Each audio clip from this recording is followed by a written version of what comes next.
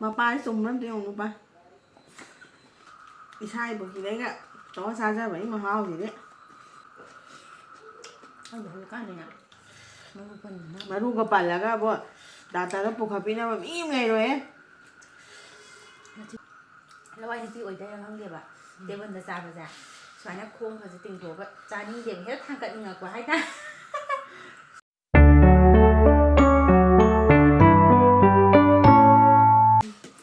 hai mẹ ให้เนี่ย ngài chị chú anh ông ba hay đi mà thiệt khá phụ rồi cái lại ngang cái video năm rồi bạn đó cái nó Chiara.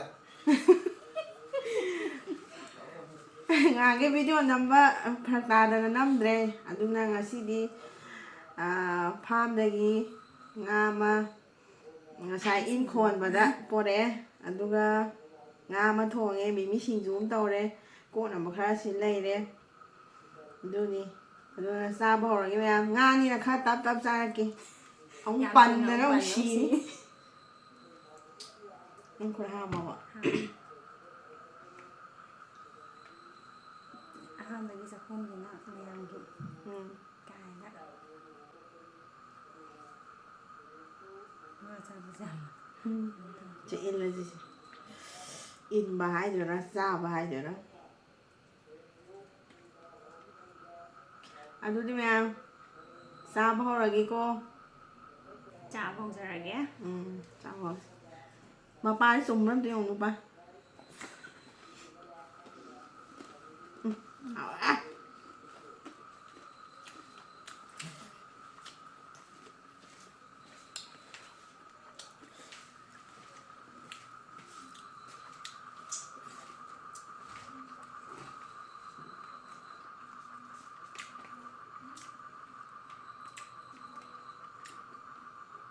cầm đâu cái nào cứ nào thùng rồi chứ mà เขาอีสานแล้วก็ทวงเนี่ยอีสานทวงเนี่ย ไม่ใช่นะ เขาเอ้ย ไม่ใช่นะถ้าbác hiểu cái xin đề nghị khôn rồi đó tha bằng ngày thì hỏi ấy đi sai một gì đấy ạ đó xa ra vậy mà hoa gì đấy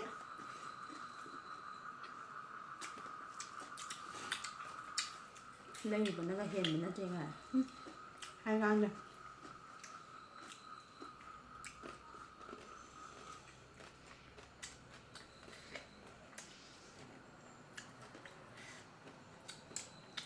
ngay thì cũng ít rồi hả bạn พักดิข้าวงานนี่ได้แล้วคือไม่ใช่ทักไปกี่เราต้องเดินเดินไปแบบ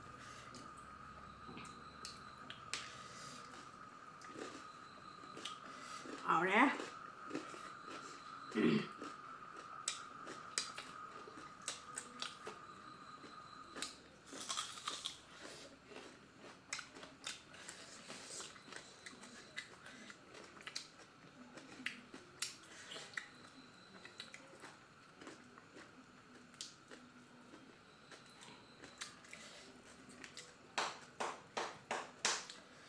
ใครเด็กฮาวตัวอีชาติมาทวงที่มันฮาวจะเรียนกัน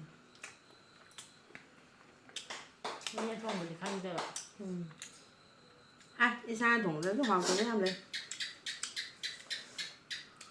hào hào nó không có tầm mà đi không học thì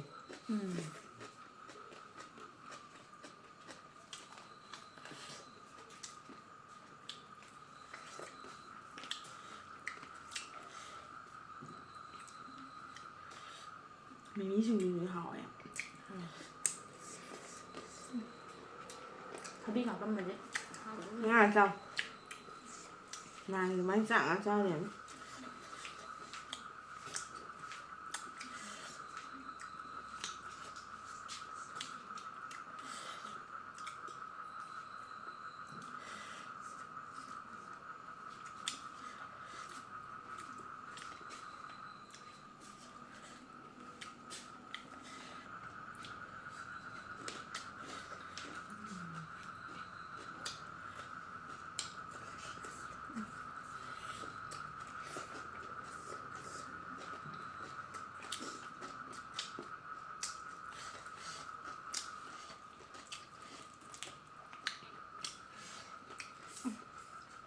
ꯉꯥꯁꯦ ꯏꯕꯨꯡꯉꯣꯅ ꯁꯦꯝꯃꯒꯅꯦ ꯃꯔꯤꯡꯗꯪ ꯇꯤꯡꯗꯤ ꯃꯁꯤꯡ ꯆꯥꯗꯅ ꯁꯥꯡ ꯆꯥꯎꯋꯦ ꯄꯨꯂꯞ ꯍꯥꯞꯄꯝꯃꯕ ꯈꯟꯕ꯭ꯔꯥ ꯍꯣꯏ ꯃꯥꯗꯤ ꯅꯍꯥꯟ ꯌꯦꯟ ꯁꯦꯝꯃꯒ ꯌꯦꯟ ꯃꯀꯣꯡ ꯑꯃ ꯀꯛꯑꯝꯗꯦ ꯇꯥꯡ ꯆꯠꯄ꯭ꯔꯣ ꯀꯩꯅꯣ ꯌꯥꯔꯣꯏꯅ ꯑꯃꯨꯛ ꯇꯦꯡꯊꯣꯛꯑꯒ ꯍꯥꯞꯇꯣꯏꯅꯤ ꯃꯁꯤꯡ ꯆꯥꯒ ꯂꯧꯊꯣꯛꯑꯒ ꯌꯦꯡꯉꯝꯗ꯭ꯔꯗꯤ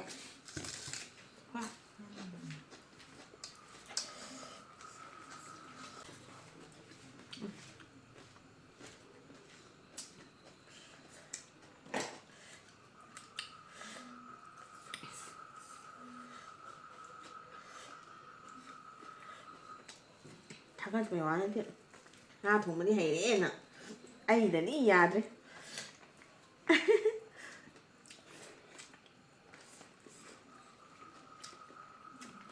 ꯑꯗꯨꯝ ꯌꯥꯝꯅ ꯊꯣꯡꯕꯩ ꯈꯪꯗꯦ ꯃꯌꯥꯝ ꯊꯣꯡꯕꯁꯦ ꯀꯩꯅꯣꯝ ꯇꯧꯋꯦ ꯑꯗꯨꯝ ꯉꯥ ꯊꯣꯡꯕꯁꯤꯗꯤ ꯃꯌꯥꯝ ꯊꯣꯡꯉꯁꯨ ꯑꯗꯨꯝ ꯍꯥꯎꯋꯦꯕꯀꯣ ꯑꯗꯨꯅ ꯌꯦꯟꯒꯨꯝꯕ ꯀꯩꯅꯣ ꯊꯣꯡꯕꯁꯤꯗꯤ ꯃꯤ ꯌꯥꯝꯗꯕꯩ ꯈꯤꯇꯪ ꯈꯤꯇꯪ ꯊꯣꯡꯈꯤꯕꯅꯤꯅ ꯑꯗꯨꯅ ꯑꯃꯨꯛ ꯏꯁꯥꯅ ꯆꯥꯅꯤꯡꯉ ꯊꯣꯡꯕ ꯌꯥꯝ ꯍꯥꯎꯋꯦꯕ ꯑꯗꯨꯒ ꯃꯌꯥꯝ ꯌꯥꯝꯅ ꯑꯗꯨꯝ ꯉꯁꯤꯗꯤ ꯊꯣꯡꯉꯁꯦ ꯈꯔ ꯊꯋꯥꯏ ꯈꯔ ꯌꯥꯎꯈꯤꯕ꯭ꯔꯥ ꯁꯤꯗ ꯑꯩꯈꯣꯏ ꯐꯥꯝꯒꯤ ꯉꯥ ꯑꯣꯏꯕꯗꯨꯗ ꯑꯩꯁꯨ ꯍꯥꯎꯅ ꯊꯣꯡꯒꯦꯅ ꯈꯟꯈꯤꯕ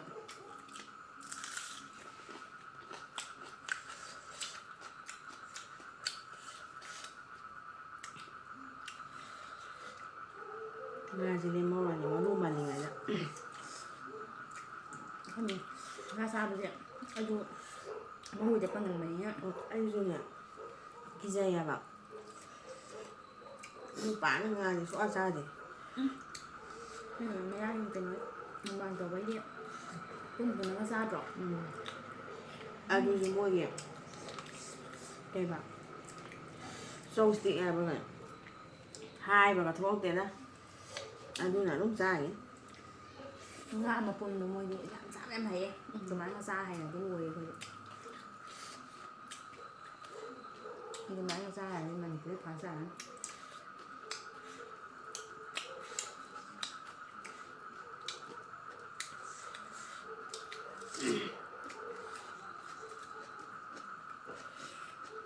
ꯈꯪꯗꯦ ꯍꯧꯖꯤꯛꯀꯥꯟꯗꯤꯅꯦ ꯑꯗꯨꯝ ꯏꯁꯥꯗ ꯀꯣꯠꯂꯒ ꯆꯥꯅꯤꯡꯕꯗꯣ ꯑꯃꯅꯤ ꯈꯪꯗꯦ ꯑꯃꯅꯤ ꯈꯪꯗꯦ ꯆꯥꯔꯝꯗꯕꯅꯤꯅ ꯑꯩ ꯀꯣꯠꯂ ꯆꯥꯕ ꯈꯣꯠꯄꯁꯦ ꯄꯥꯛꯅ ꯍꯩꯅꯔꯝꯗꯦꯗ ꯑꯩꯅ ꯌꯥꯝ ꯆꯥꯔꯝꯕ ꯍꯧꯖꯤꯛꯇꯤ ꯆꯥꯔꯛꯇꯕ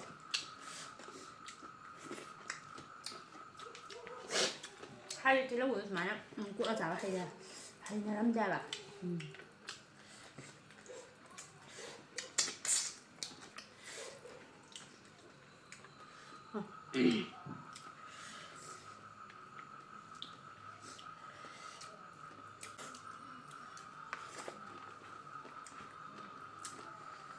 ꯏꯟꯖꯟ ꯆꯩꯔꯥꯎ ꯅꯨꯃꯤꯠꯇ ꯊꯥꯕꯜ ꯆꯣꯡꯗꯣꯏꯔ ꯆꯣꯡꯅꯤ ꯑꯗꯨꯅꯗꯤ ꯁꯦꯟ ꯃꯥꯡꯉꯤ ꯍꯥꯏꯇꯥꯔꯦ ꯆꯣꯡꯉꯨ ꯀꯩꯅꯣ ꯅꯪꯁꯨ ꯅꯍꯥꯟ ꯀꯦꯊꯔꯒ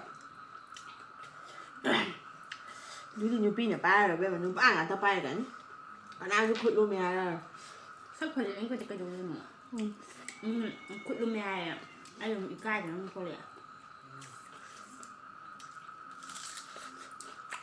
ꯍꯥꯏꯗꯤ ꯑꯩꯈꯣꯏꯅ ꯈꯨꯠꯁꯦ ꯑꯗꯨꯝ ꯍꯥꯏꯔꯤꯅꯦ ꯑꯗꯨꯝ ꯍꯦꯛꯇ ꯂꯨꯝꯃꯤꯁꯦ ꯀꯃꯥꯏꯅ ꯇꯧꯅꯣ ꯈꯪꯗꯦ ꯅꯪ ꯉꯍꯥꯟꯈꯩ ꯑꯁꯣꯝꯗ ꯆꯣꯡꯉꯛꯄꯗ ꯍꯥꯏꯕ꯭ꯔꯣ ꯑꯥꯗꯗꯤ ꯑꯗꯨꯝ ꯊꯥꯕꯜ ꯆꯣꯡꯗꯕꯁꯨ ꯀꯨꯏꯔꯦꯗꯅ ꯑꯉꯥꯡ ꯈꯔ ꯑꯣꯏꯔꯤꯀꯥꯟꯗ ꯄꯪꯆꯣꯡ ꯆꯣꯡꯉꯤ ꯀꯅꯥꯅꯕꯨ ꯍꯥꯏꯗꯣꯏꯅꯣ ꯍꯣꯏ ꯅꯨꯄꯥꯁꯤꯡꯅ ꯁꯝꯃꯒꯕꯨꯗꯤ ꯂꯨꯝꯃꯤꯒ ꯑꯃ ꯍꯥꯏꯔꯣꯏꯅꯦ ꯁꯛꯇ ꯌꯦꯡꯉꯒ ꯂꯣꯏ ꯄꯥꯏꯔꯛꯑꯦ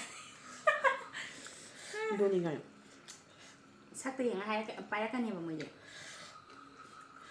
ꯃꯥꯏ ꯅꯨꯄꯤ ꯃꯁꯦꯟ ꯄꯥꯏꯅꯔꯗꯤ ꯍꯥꯏꯔꯩꯗꯅꯀꯣ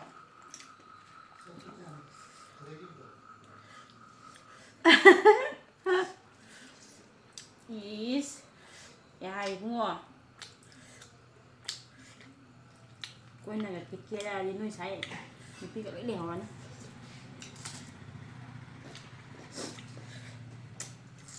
ꯑꯝꯇꯪ ꯅꯩꯔ ꯆꯣꯡꯉꯨ ꯀꯩꯅꯣ ꯄꯥꯜꯂꯒ ꯀꯧꯖꯔꯒ parlour self makeup ꯇꯥꯏꯒ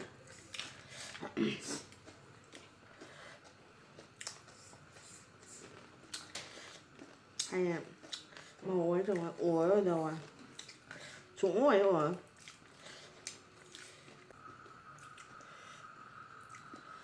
Trúng nó đây xài 저번 này. 종은 좀 작은 따지라 하나 그도 티대 절겠다. 마이. Đây xài này vậy. Trúng đi món rồi. Hay 아니 màu 가방 đó. 뭐 이거 뭐지 안 빠는 거가. 참 빠는 거. hay thế dụ. Làm có từng bản. Tha bên biết trùng rồi mình đang nhà ạ. Trùng mới à vậy tàn giá phần này đi ạ. Hay vậy. Corona cũng tàu đấy. Đấy nhỉ. Là nó cũng tàu đấy. Xuống phần đấy.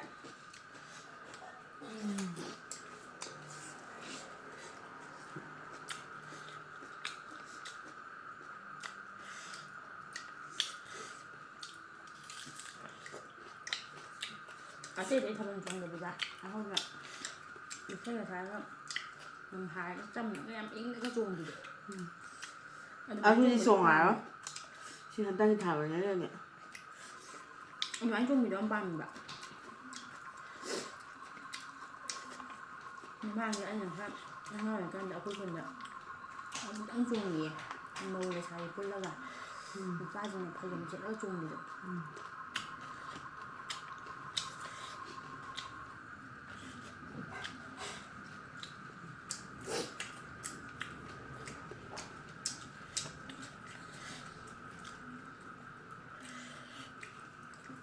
Thả vào đi xuống nhà anh xuống ở đây.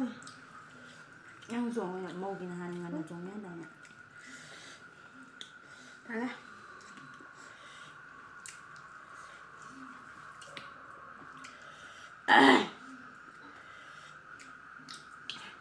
Nón đá đã sai lẻ mà ru mình mấy con mẹ.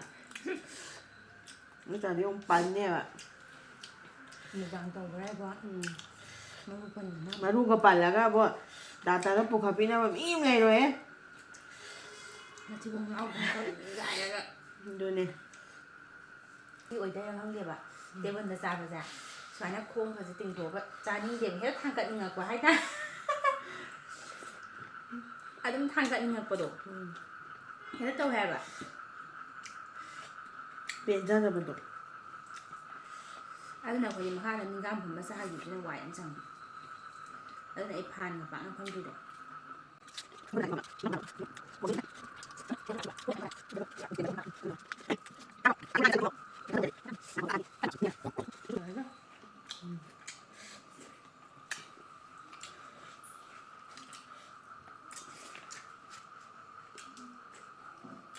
ไอ้เหี้ยจ้าเนี่ยเดี๋ยวเราจะเอาดุมเล็กนี่ไง Nhiều rồi. Liếc của nó đi xa và đi cái hả? Xa và đi nhận liếc cái này nào vậy? Năm nay nào là nào? Anh đi à? Anh liếc vào bên bề là uống thuốc chứ vậy? 2 năm rồi. À là mình là 2 này. Hai nó liền thu nè. Năm nay na là bà nè 2 bên này.